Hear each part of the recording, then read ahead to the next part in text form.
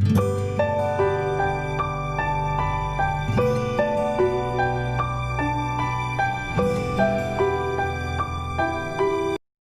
Friends, welcome to Shilu's kitchen.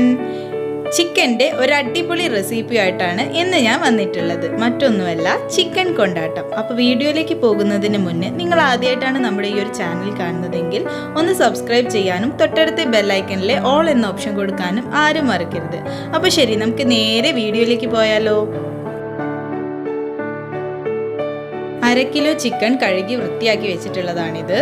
ഇനി നമ്മൾ ഇതിനകത്തേക്ക് ആവശ്യത്തിനുള്ള ഉപ്പുപൊടി ചേർത്ത് കൊടുക്കണം. അതിനുശേഷം 1 table spoon Kashmiri chilli powder ഇട്ട് കൊടുക്കണം. അപ്പോൾ നമ്മളെ ചിക്കന് നല്ലൊരു കളറൊക്കെ കിട്ടാനാണിത്. ഇനി നമ്മൾ 1 teaspoon garam masala powder, 1 teaspoon സാദാ മുളക് പൊടി, 1/4 ടീസ്പൂൺ മഞ്ഞൾപ്പൊടി, 1 ടീസ്പൂൺ വെളിച്ചെണ്ണ. ഇത്രയും ചേർത്തതിന് ശേഷം നമ്മൾ കൈ വെച്ച് നന്നായിട്ടൊന്ന് മിക്സ് ചെയ്ത് കൊടുക്കണം. അപ്പോൾ നമ്മളെ മസാലയൊക്കെ ചിക്കൻസിനകത്ത് നന്നായിട്ട് പിടിക്കണം. ആ രീതിയിൽ നന്നായിട്ടൊന്ന് മിക്സ് ചെയ്ത് കൊടുക്കണം. കുറച്ച് സമയം ഇതുപോലെ മിക്സ് ചെയ്തതിന് ശേഷം നമുക്കിത് ഫ്രിഡ്ജിനകത്ത് വെക്കണം. ഒരു അരമണിക്കൂർ ഫ്രിഡ്ജിനകത്ത് വെക്കണം.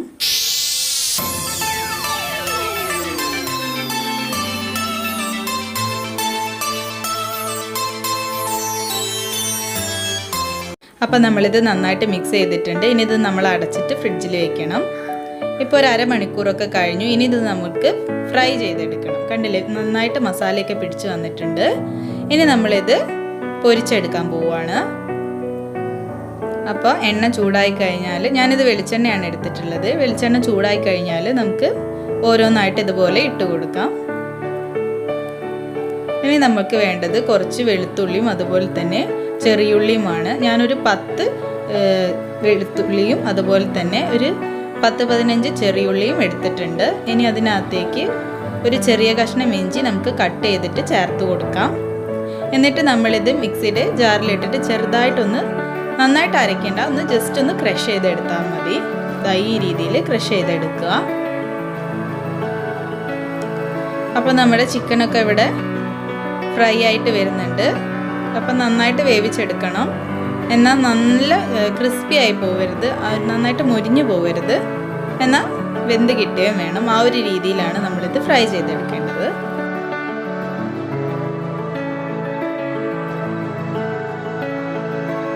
അപ്പം നമ്മുടെ ചിക്കൻ പീസൊക്കെ നന്നായിട്ട് ഫ്രൈ ആയിട്ട് വന്നിട്ടുണ്ട്. ഇനി ഇതാ നമ്മൾ കോരി മാറ്റാം.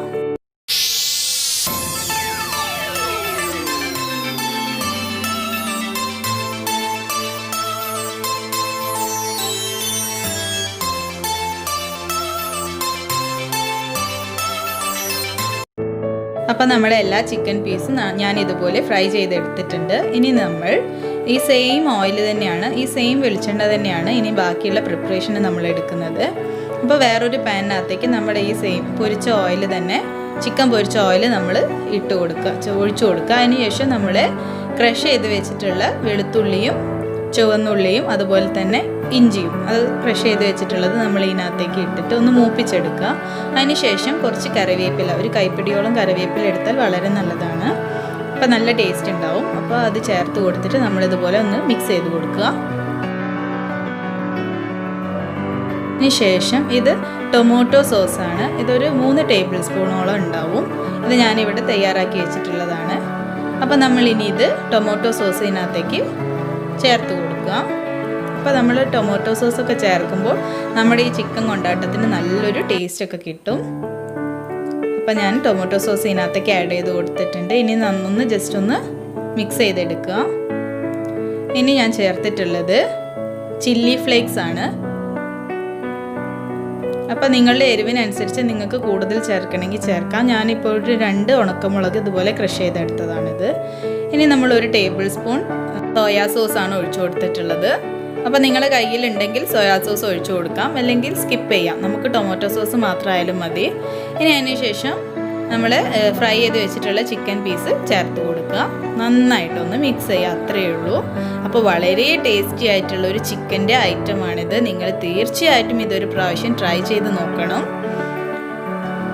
അപ്പോൾ ഒരു പ്രാവശ്യം നിങ്ങളിത് കഴിക്കുകയാണെങ്കിൽ പിന്നെ നിങ്ങളിത് ഇടയ്ക്കിടയ്ക്ക് ഉണ്ടാക്കും. അത്രയ്ക്ക് ടേസ്റ്റുള്ളൊരു ചിക്കൻ റെസിപ്പിയാണിത്. അപ്പോൾ നിങ്ങൾ ട്രൈ ചെയ്താൽ മാത്രം പോരാ, ഞാൻ എപ്പോഴും പറയുന്നത് പോലെ നിങ്ങളുടെ ഫ്രണ്ട്സിനും റിലേറ്റീവ്സിനും നമ്മുടെ ഈ ഒരു റെസിപ്പി ഷെയർ ചെയ്ത് കൊടുക്കുകയും കൂടി വേണം. അതുപോലെ തന്നെ നമ്മുടെ ഈ റെസിപ്പി ഇഷ്ടമായിട്ടുണ്ടെങ്കിൽ ലൈക്ക് ചെയ്യാനും ആരും മറക്കരുത്. അപ്പോൾ ഇത് നമ്മൾ നന്നായിട്ട് മിക്സ് ചെയ്തതിന് ശേഷം നമുക്ക് സെർവിങ് പ്ലേറ്റിനകത്തേക്ക് മാറ്റാം. ചപ്പാത്തിയുടെ കൂടെയും പൊറോട്ടയുടെ കൂടെയും അതുപോലെ തന്നെ ചോറിൻ്റെ സൈഡ് ഡിഷായിട്ടും ഒക്കെ കഴിക്കാൻ വളരെ സൂപ്പറായിട്ടുള്ള ഒരു ഐറ്റമാണിത്. അപ്പോൾ നിങ്ങൾ തീർച്ചയായിട്ടും ഇതൊരു പ്രാവശ്യം ട്രൈ ചെയ്ത് നോക്കുക. അപ്പോൾ ഇതിലും നല്ല മറ്റൊരു വീഡിയോയിലൂടെ കാണുന്നത് വരെ see you. Thanks for watching.